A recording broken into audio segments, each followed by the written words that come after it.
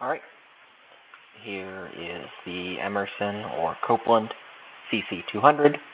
We're going to do a quick overview of it today and some common installation issues that I'm seeing in the field. I'm going to start over here.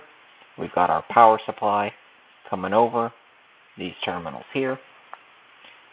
Fun fact, this little terminal is currently unused, but it is designated to be used with a battery so you can operate stepper motors in the event of a power outage. We have our digital inputs up here, analog outputs here, pressure transducer terminals here.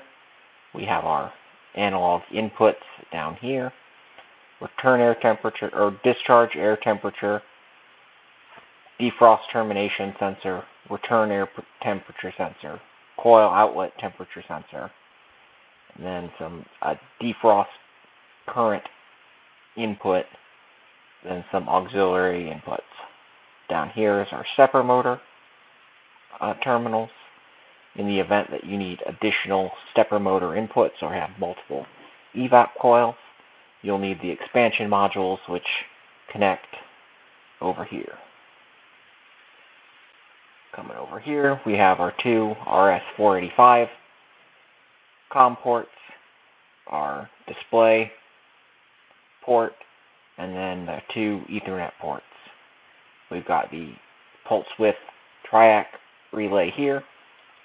Then down here, we have our fan relay, our defrost relay, lighting relay, refrigeration relay that you would use in the event that you have a liquid line solenoid in addition to a pulse valve. Then here we have an auxiliary output relay.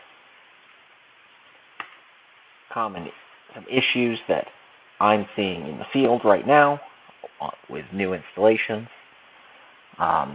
This particular manufacturer is landing the anti-sweat relay on the defrost CT input.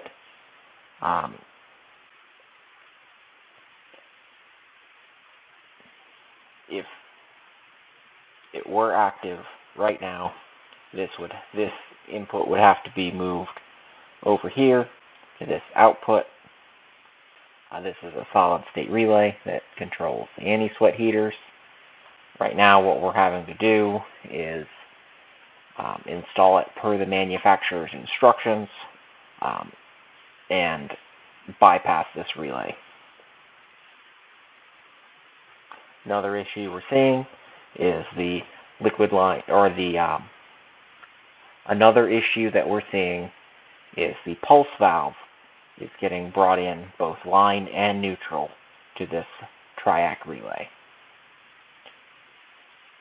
What we're having to do is move neutral over to the neutral bar and bring in 120 volts from a common terminal and power it like that. Like this will not run the case whatsoever. Here's an example of what we've done. We've brought in 120 volts here. Then this is just a switch, and it goes out to the pulse valve, and then we land the other side on a neutral bar somewhere off screen. See where we've taken those off of that relay, and we didn't bother to move it from the coil sensor. And then we've got our RS-485. I'm pretty sure we're going to have to move it to this B terminal. This particular application uses E2E. And here we've put in our liquid line solenoid. Those who are curious, we've got the wiring diagram here for the Copeland CDS stepper valve. This will also work for EPRs and the EEVs.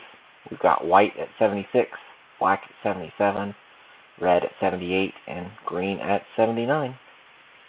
And that's all for the video.